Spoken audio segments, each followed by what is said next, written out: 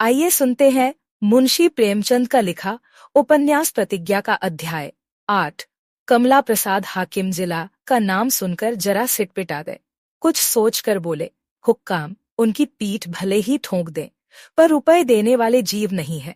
पाए तो उल्टे बाबू साहब को मूंद लें। हाँ, कलेक्टर साहब का मामला बड़ा बेढब है, मगर कोई बात नहीं। दादाजी से कहता हूँ, आप शहर के 10-5 बड़े बड़े रईसों को लेकर साहब से मिलिए और उन्हें समझाइए कि अगर आप इस विषय में हस्तक्षेप करेंगे तो शहर में बलवा हो जाएगा। यह कहते कहते एकाएक कमला प्रसाद ने प्रेमा से पूछा, तुम किस तरफ हो प्रेमा? प्रेमा ये बातें सुनकर पहले ही से भरी बैठी थी। यह प्रश्न चिंगारी का काम कर गया, मगर कहती क्या, दिल में ऐंठ कर रह गई। बोली, मैं इन झगड़ों में नहीं पड़ती। आप जाने और वह जाने, मैं दोनों तरफ का तमाशा देखूंगी। कहिए, अम्मा जी तो कुशल से हैं? भाभी जी आजकल क्यों रूठी हुई है? मेरे पास कई दिन हुए एक खत भेजा था कि मैं बहुत जल्द मैके चली जाऊंगी। कमला प्रसाद, अभागों के लिए नरक मेरी जगह नहीं मिलती। 1 दर्जन चिट्ठियां तो लिख चुकी हैं, मगर मैके वालों में तो कोई बात भी नहीं पूछता। कुछ समझ ही में नहीं आता है। चाहती क्या है, रात दिन जला करती है। शायद ईश्वर ने उन्हें जलने के लिए बनाया है। मैं एक दिन खुद ही मैके पहुंचाए देता हूँ।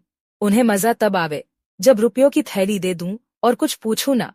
उनका जिस तरह जी चाहे खर्च करें। सो यहाँ अपने बाप का भी विश्वास नहीं करते। वह क्या चीज है। कमला प्रसाद चला गया। दाननाथ भी उनके साथ बाहर आए और दोनों बातें करते हुए बड़ी दूर तक चले गए। सहसा कमला प्रसाद ने रूक कर कहा, 9:30 बज रहे हैं, चलो सिनेमा देख आएं। दाननाथ, इसी वक्त? कम से कम 1 बजे तक होगा। नहीं साहब, आप जाएं, मैं जाता हूँ। कमला प्रसाद ने दाननाथ का हाथ पकड़कर अपनी ओर घसीटते हुए कहा, अजी चलो भी, वही होटल में बैठकर खा लेंगे। तुम्हें मैनेजर से मिलाएंगे। बड़ा सोहबती आदमी है, बड़ा सोहबती आदमी है। दाननाथ, नहीं भाई साहब, माफ कीजिए, बेचारी औरतें मेरी राह देखती बैठी रहेंगी। कमला प्रसाद, अच्छा, अगर एक दिन 12 बजे तक बैठी रहेंगी तो कौन मरी जाती है। औरतों को बहुत सिर चढ़ाना अच्छा नहीं होता। दाननाथ ने 2-4 बार मना किया, मगर कमला प्रसाद ने न छोड़ा। दोनों ने मैनेजर के घर भोजन किया और सिनेमा हॉल में जा बैठे, मगर दाननाथ को जरा भी आनंद न आता था। उनका दिल घर की ओर लगा था। प्रेमा बैठी होगी, अपने दिल में क्या कहती होगी, घबरा रही होगी। बुरा फंसा। कमला प्रसाद बीच बीच में कहता जाता था, यह देखो चैपलिन आया। वाह वाह, क्या कहने हैं पट्टे, तेरे दम का जमूड़ा है। अरे यार, किधर देख रहे हो, जरा इस औरत को देखो। सच कहता हूँ, यह मुझे पानी भरने को नौकर रख ले तो रह जाऊं। वाह, ऐसी ऐसी परियां भी दुनिया में हैं। एक हमारा देश खूसट है। तुम तो सो रहे हो जी। बड़ी मुश्किल से अवकाश आया। कमला प्रसाद तो पान और सिगरेट लेने चले। दाननाथ ने दरवाजे से निकलकर घर की राह ली। प्रेमा ने कहा, बड़ी जल्दी लौटे, अभी 11 ही तो बजे हैं। दाननाथ, क्या कहूं प्रिय, तुम्हारे भाई साहब पकड़ ले गए। प्रेमा ने तिनक कर कहा, झूठ मत बोलो, भाई साहब पकड़ ले गए। उन्होंने कहा होगा, चलो जी जरा सिनेमा देख आएं। तुमने एक बार तो नहीं की होगी, फिर चुपके से चले गए होंगे। जानते तो थे ही, लौंडी बैठी रहेगी। दाननाथ, हाँ, कसूर मेरा ही है। मैं न जाता तो वह मुझे गोद में न ले जाते, परंतु मैं शील न तोड़ सका। प्रेमा जी, ऐसे ही बड़े शीलवान तो हैं आप, यह क्यों नहीं कहते कि वहां की बहार देखने को जी ललच उठा। दाननाथ, कह लो जो चाहो, मगर मुझ पर अन्याय कर रही हो। मैं कैद से छूटकर भागा हूँ, बस इतना ही समझ लो। अम्मा जी भी बैठी हैं। प्रेमा, उन्हें तो भोजन करके सुला दिया। इस वक्त जागती होती तो तुमसे डंडों से बातें करती, सारी शरारत भूल जाते। दाननाथ, तुमने भी क्यों न भोजन कर लिया। प्रेमा, सिखा रहे हो तो वह भी सीख लूंगी। भैया से मेल हुआ है तो मेरी दशा भी भाभी की सी होकर रहेगी। दाननाथ इस आग्रह में अनुराग से गदगद हो गए। प्रेमा को गले लगाकर कहा, नहीं प्रिय, मैं वादा करता हूं कि अब तुम्हें इस शिकायत का अवसर कभी न दूंगा। चलकर भोजन कर लो। प्रेमा, और तुम? दाननाथ, मैं तो भोजन कराया।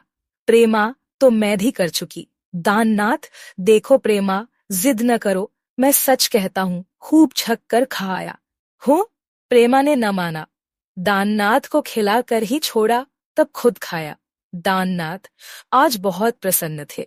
जिस आनंद की, जिस शंका रहित आनंद की उन्होंने कल्पना की थी, उसका आज कुछ आभास हो रहा था। उनका दिल कह रहा था, मैं व्यर्थ ही इस पर शंका करता हूँ।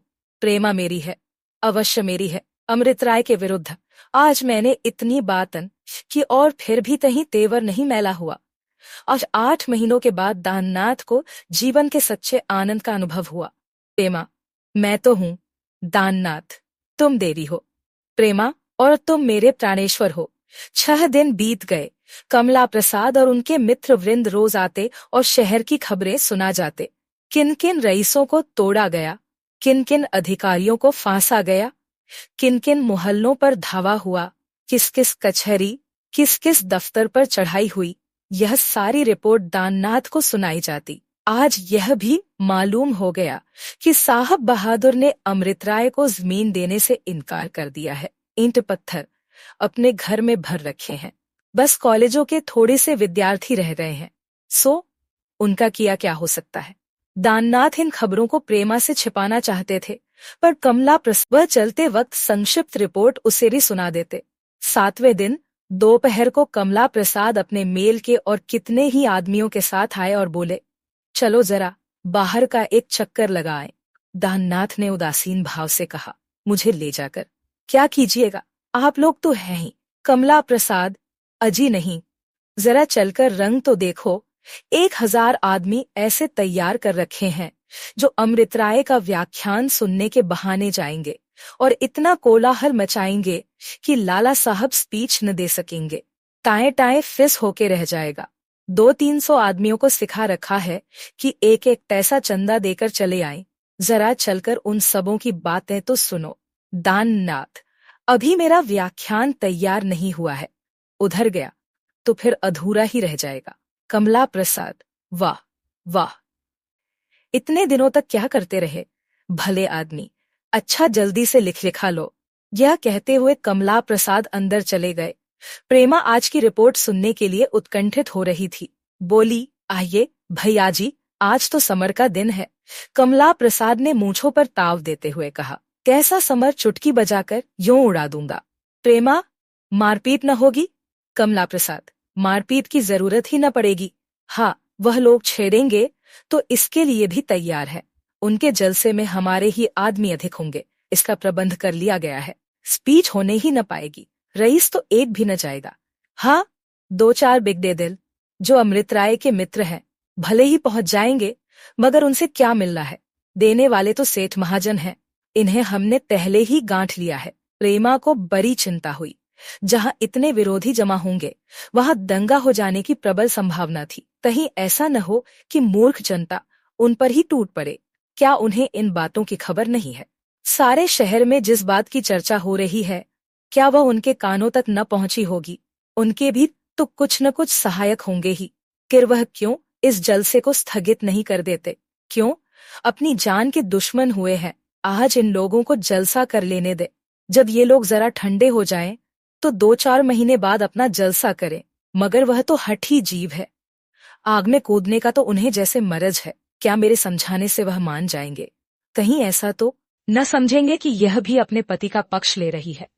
2-3 घंटे तक प्रेमा इसी चिंता में पड़ी रही। कोई बात निश्चय न कर पाती थी। 2-3 बार पत्र लिखने बैठी, पर यह सोचकर दब गई कि कहीं पत्र उन्हें न मिला तो। संभव है वह घर पर न हो, आदमी उन्हें कहाँ कहाँ खोजता फिरेगा। 4 बजे दाननाथ अपने जत्थे के साथ अपने जलसे में शरीक होने चले। प्रेमा को उस समय अपनी दशा पर रोना आया। ये दोनों मित्र जिनमें दांत काटी रोटी थी, आज एक दूसरे के शत्रु रहे हैं, और मेरे कारण। अमृत राय से पहले मेरा परिचय न होता तो आज ऐसी लाग डांट क्यों होती। वह मानसिक व्यग्रता की दशा में कभी खड़ी हो जाती, कभी बैठ जाती। उसकी सारी करुणा, सारी कोमलता, सारी ममता उसे अमृत राय को जलसे में जाने से रोकने के लिए उनके घर जाने की प्रेरणा करने लगी। उसका स्त्री सुलभ संकोच एक क्षण के लिए लुप्त हो गया। एक बार भय हुआ कि दाननाथ को बहुत बुरा लगेगा, लेकिन उसने इस विचार को ठुकरा दिया। तेजमय गर्व से उसका मुख उद्दीप्त हो उठा। मैं किसी की लौंडी नहीं हूँ, किसी के हाथ अपनी धारणा नहीं बेची है। प्रेम पति के लिए है, पर भक्ति सदा अमृत राय के साथ रहेगी। सहसा उसने कहार को बुलाकर कहा, एक तांगा लाओ। माता ने पूछा, कहाँ जाएगी बेटी? प्रेमा, जरा बाबू, अमृत राय के घर तक जाऊंगी। अम्मा जी, मुझे भय है कि आज अवश्य फसाद होगा। उनको मना कर दूं कि जलसे में न आए। माता, बड़ी अच्छी बात है बेटी, मैं भी तुम्हारे साथ चलूंगी। मेरी बात वह न टालेगा। जब नन्हा सा था तभी से मेरे घर आता जाता था। न जाने ऐसी क्या बात पैदा हो गई कि इन दोनों में ऐसी अनबन हो गई। बहू, मैंने दो भाइयों में भी ऐसा प्रेम नहीं देखा। प्रेमा, यह सब भैया का पढ़ाया हुआ पाठ है। उन्हें आरंभ से बाबू अमृत राय से चिढ़ है। उनका विचित्र स्वभाव है। उनसे बढ़कर योग्य और कुशल होना अपराध है जिसे वह क्षमा नहीं कर सकते। माता, दानू बेचारा भोला है, उनकी बातों में आ गया। तांगा आ गया। दोनों अमृत राय के घर चली। वहां मालूम हुआ कि वह 10 मिनट हुए टाउन हॉल चले गए। प्रेमा अब असमंजस में पड़ी। टाउन हॉल में हजारों आदमी जमा होंगे और सबकी सब छंटे हुए शोहदे। वहां जाना तो उचित नहीं, लेकिन शायद अभी जलसा शुरू न हुआ हो और अमृत राय से दो चार बातें करने का अवसर मिल जाए। सोच विचार का समय नहीं था। तांगे वाले से बोली, टाउन हॉल चलो, खूब तेज, तुम्हें 1 रुपया इनाम दूंगी। मगर तांगे का घोड़ा दिन भर का थका हुआ था, कहाँ तक दौड़ता। कोचवान बार बार चाबुक मारता था, पर घोड़ा गर्दन हिलाकर रह जाता था। टाउन हॉल आते आते 20 मिनट लग गए। दोनों महिलाएं जल्दी से उतरकर हॉल के अंदर गईं, तो देखा कि अमृत राय मंच पर खड़े हैं और सैकड़ों आदमी नीचे खड़े शोर मचा रहे हैं। महिलाओं के लिए एक बाजू में चिकें पड़ी हुई थी। दोनों चिक की आड़ में आ खड़ी हुई। भीड़ इतनी थी और इतने शोहदे जमा थे कि प्रेमा को मंच की ओर जाने का साहस न हुआ। अमृत राय ने कहा, सज्जनों, कृपा करके जरा शांत हो जाइए। मुझे कोई लंबा व्याख्यान नहीं देना है। मैं केवल 2-4 बातें आपसे निवेदन करके बैठ जाऊंगा। कई आदमियों ने चिल्लाकर कहा, धर्म का द्रोही है। अमृत राय, कौन कहता है मैं धर्म का द्रोही हूँ? कई आवाजें, और क्या हो तुम? बताओ कौन कौन से वेद पढ़े हो? इस पर चारों ओर तालियां पड़ गईं और लोगों ने शोर मचाकर आसमान सिर पर उठा लिया। अमृत राय ने फिर कहा, मैं जानता हूँ कुछ लोग यहाँ सभा की कार्यवाही में विघ्न डालने का निश्चय करके आए हैं। जिन लोगों ने उन्हें सिखा पढ़ा कर भेजा है उन्हें मैं जानता हूँ। इस पर एक महाशय बोले, आप किसी पर आक्षेप क्यों लगाते हो? इसका फल बुरा होगा। अमृत राय के पक्ष के एक युवक ने झल्ला कर कहा, आपको यदि यहाँ रहना है तो शांत होकर व्याख्यान सुनिए, नहीं तो हॉल से चले जाइए। कई आदमियों ने लकड़ियां संभालते हुए कहा, हॉल किसी के बाप का नहीं है। अगर कुछ गुर्दा रखते हो तो उतर आओ नीचे। अमृत राय ने जोर से कहा, क्या आप लोग फसाद करने पर तुले हुए हैं? याद रखिए, अगर फसाद हुआ तो इसका दायित्व आपके ऊपर होगा। कई आदमियों ने कहा, तो क्या आप फांसी पर चढ़ा देंगे? आप ही का संसार में अखंड राज्य है, आप ही जर्मनी के कैसर हैं। इस पर फिर चारों ओर तालियां पड़ी और कहकहों ने हॉल की दीवारें हिला दी। एक गुंडे ने, जिसकी आंखें भंग के नशे में चढ़ी हुई थी, आगे बढ़कर कहा, बखान पीछे होई, आओ हमरा तुम्हार पहले एक पकड़ हो ही जाए। कॉलेज के एक युवक ने आपे से बाहर होकर उस गुंडे को इतने जोर से धक्का दिया कि वह कई आदमियों के संभालने पर भी न संभल सका। फिर क्या था, सैकड़ों आदमी छड़ियां, कुर्सियां ले लेकर मंच की ओर लपके। उन्होंने भी कुर्सियां उठाईं। अमृत राय भी मंच से उतर आए और विद्यार्थियों को समझाने की चेष्टा करने लगे, मगर उस वक्त कौन किसकी सुनता था। निकट था कि दोनों पक्षों में घोर युद्ध छिड़ जाए कि सहसा एक महिला आकर मंच पर खड़ी हो गई। सभी लोगों का ध्यान उसकी ओर आकर्षित हो गया। उसके विशाल नेत्रों में इतनी विनय थी और दीपक की भांति चमकते हुए मुखमंडल पर इतनी याचना थी कि कुर्सियां ऊपर उठी रह गईं, डंडे नीचे आ गए। प्रत्येक हृदय में यह प्रश्न हुआ, वह युवती कौन है? यह मोहनी कहाँ से अवतरित हो गई? सभी चकित होकर उसकी ओर ताकने लगे। महिला ने प्रकंपित स्वर में कहा, सज्जनों, आपके सम्मुख आपकी बहन, आपकी कन्या खड़ी आपसे एक भिक्षा मांग रही है, उसे निराश न कीजिएगा। अरे, एक वृद्ध महाशय ने पूछा, आप कौन हैं? महिला, मैं आपके शहर के रईस लाला बद्री प्रसाद की कन्या हूँ और इस नाते से आपकी बहन और बेटी हूँ। ईश्वर के लिए बैठ जाइए। बहन को क्या अपने भाइयों से इतनी याचना करने का भी अधिकार नहीं है? यह सभा आज इसलिए की गई है कि आपसे इस नगर में एक ऐसा स्थान बनाने के लिए सहायता मांगी जाए जहां हमारी अनाथ आश्रयहीन बहनें अपनी मान मर्यादा की रक्षा करते हुए शांति से रह सकें। कौन ऐसा मोहल्ला है जहां ऐसी 10-5 बहनें नहीं हैं? उनके ऊपर जो बीतती है वह क्या आप अपनी आंखों से नहीं देखते? कम से कम अनुमान तो कर ही सकते हैं। वे जिधर आंखें उठाती हैं उधर ही उन्हें पिशाच खड़े दिखाई देते हैं, जो उनकी दीनावस्था को अपनी कुवासनाओं के पूरा करने का साधन बना लेते हैं। हमारी लाखों बहनें इस भांति केवल जीवन निर्वाह के लिए पतित हो जाती हैं। क्या आपको उन पर दया नहीं आती? मैं विश्वास से कह सकती हूँ कि अगर उन बहनों को रूखी रोटियों और मोटे कपड़ों का भी सहारा हो तो वे अंत समय तक अपने सतीत्व की रक्षा करती रहें। स्त्री हारे दर्जे की दुराचरिणी होती है। अपने सतीत्व से अधिक उसे संसार की और किसी वस्तु पर गर्व नहीं होता, न वह किसी चीज को इतना मूल्यवान समझती है। आप सभी सज्जनों के कन्याएं और बहनें होंगी।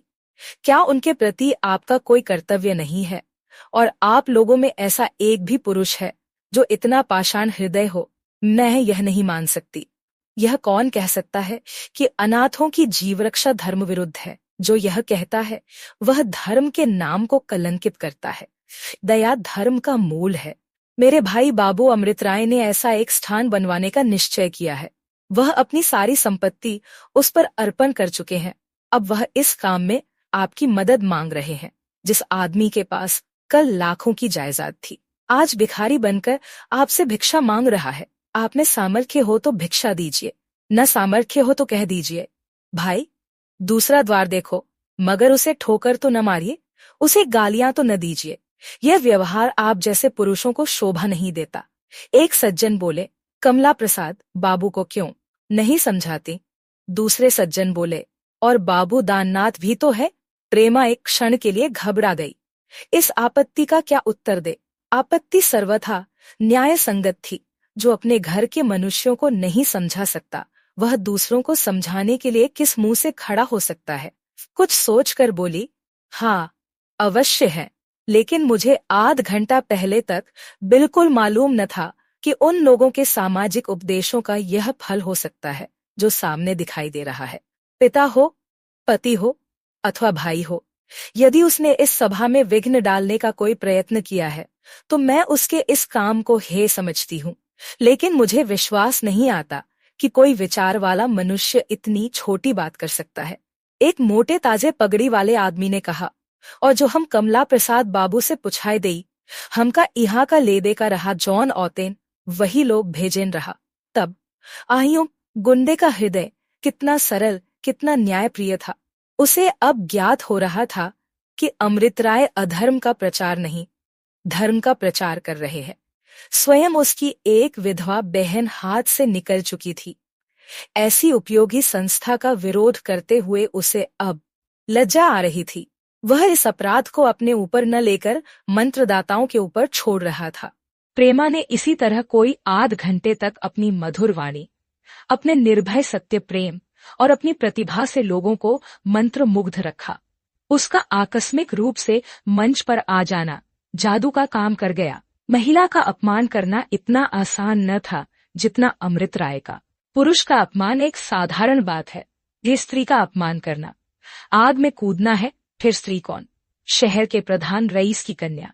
लोगों के विचारों में क्रांति सी हो गई। जो विघ्न डालने आए थे वे भी पग उठे। जब प्रेमा ने चंदे के लिए प्रार्थना करके अपना आंचल फैलाया तो वह दृश्य सामने आया जिसे देखकर देवता भी प्रसन्न हो जाते। सबसे बड़ी रकमें उन गुंडों ने दी जो यहाँ लाठी चलाने आए थे। गुंडे अगर किसी की जान ले सकते हैं तो किसी के लिए जान भी दे सकते हैं। उनको देखकर बाबुओं को भी जोश आया। जो केवल तमाशा देखने आए थे वे भी कुछ न कुछ दे गए। जनसमूह विचार से नहीं, आवेश से काम करता है। रहा था। 10-20 गुंडे तो प्रेमा के चरण छूकर घर गए। वे इतने प्रसन्न थे मानो तीर्थ करके लौटे हों। सभा विसर्जित हुई तो अमृत राय ने प्रेमा से कहा, यह तुमने क्या अनर्थ कर डाला। प्रेमा, दाननाथ तुम्हें मार ही डालेगा। प्रेमा ने हंसकर कहा, जब इन उजड्डों को मना लिया तो उन्हें भी मना लूंगी। अमृत राय, हाँ प्रेमा, तुम सब कुछ कर सकती हो। मैं तो आज दंग रह गया, अपनी भूल पर पछताता हूँ। प्रेमा ने कठोर होकर कहा, अपने ही हाथ हो तो दोस्तों, अभी आप सुन रहे थे मुंशी प्रेमचंद का उपन्यास अध्याय 8। इसके अगले अध्याय के साथ में फिर हाजिर होगी। वीडियो को लाइक और चैनल को सब्सक्राइब करना बिल्कुल मत भूलिएगा।